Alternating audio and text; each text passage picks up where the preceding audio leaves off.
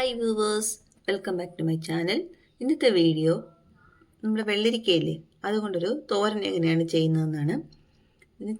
ചിലരിതിന് സാമ്പാർ വെള്ളരി എന്ന് പറയും. ഞാനിതിന് കോമൺ ആയിട്ട് വെള്ളരിക്ക എന്ന് പറയുന്നു, അതുകൊണ്ട് ഞാൻ വെള്ളരി എന്ന് പറഞ്ഞു. ഇന്ന് ഇതിനെ എങ്ങനെ നമുക്ക് ഒരു തോരൻ വെക്കാമെന്ന് നോക്കാം. അങ്ങനെ നമ്മുടെ വെള്ളരിക്ക എല്ലാം നല്ലപോലെ തൊലിയെല്ലാം ചെത്തി കഴുകി കുട്ടപ്പനാക്കി കൊണ്ടുവന്നിട്ടുണ്ട്. ഇനി ഇതിനെ കുനുകുനാന്ന് കൊത്തി അങ്ങോട്ട് അരിയണം. ഇനി ഞാൻ കുനുകുനാന്ന് അരിയുന്നത് എങ്ങനെയാണെന്ന് ഇവിടെ കാണിച്ചു തരാം. അപ്പോൾ വെള്ളരിക്ക ആദ്യം ഇങ്ങനെ അങ്ങോട്ട് എടുത്തു ഇങ്ങനെ കൊത്തി കൊത്തി കൊത്തി കൊത്തി കൊടുക്കുക. അതിനുശേഷം ഇങ്ങനെ കട്ട് ചെയ്ത് പാത്രത്തിലേക്ക് ഇടുക. അത്രയേ ഉള്ളൂ. അങ്ങനെ നമ്മൾ കുനുകുനാന്ന് അരിഞ്ഞ് എല്ലാ പീസും അതുപോലെ സ്പീഡ് അരിഞ്ഞെടുക്കണം. അതിനുശേഷം അതിൻ്റെ ഇടയിൽ നമ്മൾ തേങ്ങ കൂടി തിരുമ്മി വെച്ചിരിക്കണം. തേങ്ങ നമ്മൾ തോരനെപ്പോഴും തേങ്ങ ഇല്ലാത്തൊരു പരിപാടിയില്ലല്ലോ, അതുകൊണ്ട് തേങ്ങ കൂടി തിരുമ്മി അത് റെഡിയാക്കിയ ശേഷം ഞാൻ തോരൻ എങ്ങനെ വെക്കുന്നതെന്ന് കാണിച്ചു തരാം. അപ്പോൾ ഞാൻ ഈ വെള്ളരിക്കയെല്ലാം നല്ലപോലെ കുനുകുനാന്നരിഞ്ഞ് ഒരു പാത്രം നിറച്ചുണ്ട്. നല്ല വലിപ്പത്തിലുള്ളൊരു വെള്ളരിക്ക തന്നെ ഞാൻ എടുത്തതെങ്കിൽ ഒരു 4 പേർക്ക് കഴിക്കാൻ ഒക്കത്തുള്ളൂ. കാരണം ഇതിൽ നിറയെ വാട്ടർ കണ്ടന്റ് ഉണ്ട്.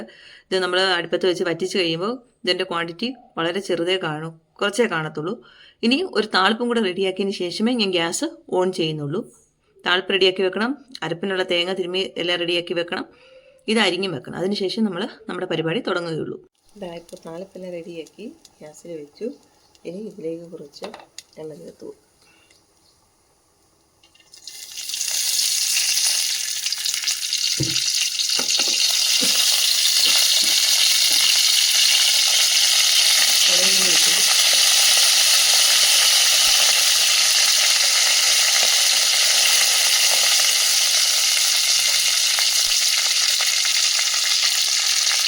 ഇതിലേക്ക് നമുക്ക് നമ്മൾ അരിഞ്ഞ് വെച്ച് വെള്ളരിക്ക ചേർത്ത് കൊടുക്കേണ്ടില്ല.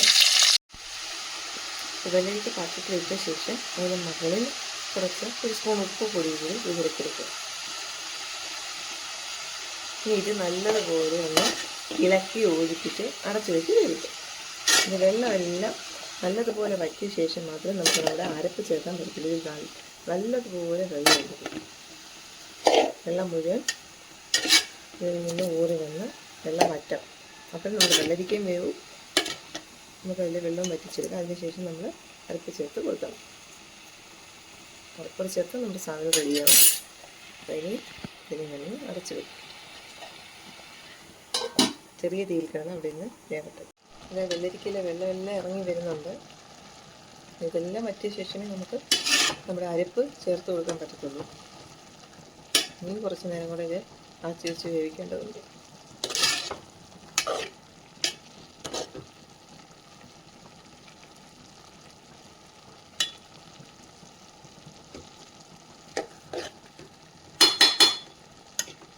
ഈ വെള്ളരിക്ക വേവുന്ന സമയം കൊണ്ട് ഞാൻ അരപ്പിന് വേണ്ടുന്ന കാര്യങ്ങൾ റെഡിയാക്കുക. ഇതിലേക്ക് ഞാനൊരു 3 അല്ലി വെളുത്തുള്ളി ചേർത്തിരുന്നു. നല്ല സാമാന്യം വലിപ്പമുള്ള വെളുത്തുള്ളി തന്നെയാണ് എടുത്തിരിക്കുന്നത്. കുറച്ച് ജീരകം, ഒരു സ്പൂണോളം മതിയായിരുന്നു ജീരകം,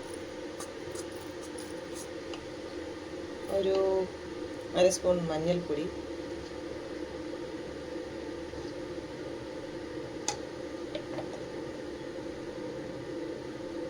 കുറച്ച് 1/2 സ്പൂണോളം കാശ്മീരി മുളകിൻ്റെ ചില്ലിപ്പൊടി, കാശ്മീരി മുളകിൻ്റെ പൊടി കുറച്ച് എന്നിവ നമ്മൾ ചേർത്ത് കൊടുക്കും.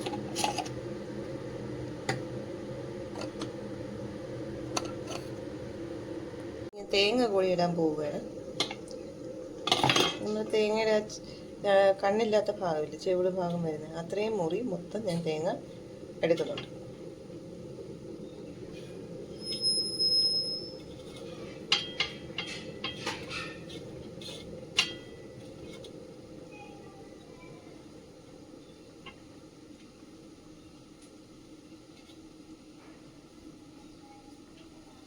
ഇതൊന്ന് അരച്ചെടുക്കും.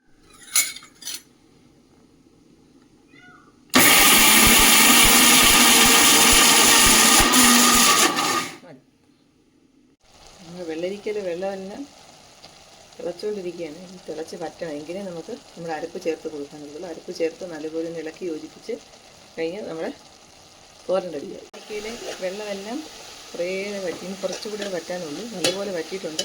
നമ്മളെടുത്ത് അരിഞ്ഞ് വെച്ചപ്പം പാത്രം നിറച്ചുണ്ടായിരുന്നു. അതാണ് ഞാൻ പറഞ്ഞത്, വളരെ വലിപ്പത്തിലുള്ളൊരു വെള്ളരിക്ക എടുത്തെങ്കിൽ മാത്രമേ 4 പേരുള്ളൊരു വീട്ടിൽ നമുക്ക് ചോറിൻ്റെ കൂടെ കഴിക്കാൻ കിട്ടുകയുള്ളൂ. വെള്ളം പറ്റിക്കഴിഞ്ഞാൽ ഒന്നുമില്ല. വണ്ടിക്ക് അങ്ങനെ തന്നെ അങ്ങ് ചെറുതായി. ഇതായപ്പോൾ ഞാനിനി നമ്മുടെ അരപ്പ് ചേർക്കാൻ പോവുകയാണ്.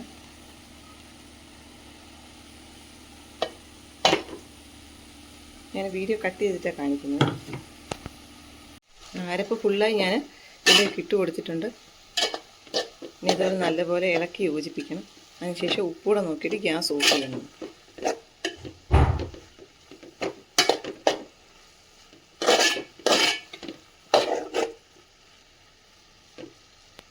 നല്ലൊരു ടേസ്റ്റുള്ള കൂട്ടാനാണിത്. എല്ലാവരും ഒന്ന് ട്രൈ ചെയ്ത് നോക്കുക. ട്രൈ ചെയ്ത ശേഷം നിങ്ങളുടെ അഭിപ്രായങ്ങൾ കമൻറ്റിൽ രേഖപ്പെടുത്തുക. അപ്പോൾ ഇത്രയേ ഉള്ളൂ ഇന്നത്തെ video. Thank you so much.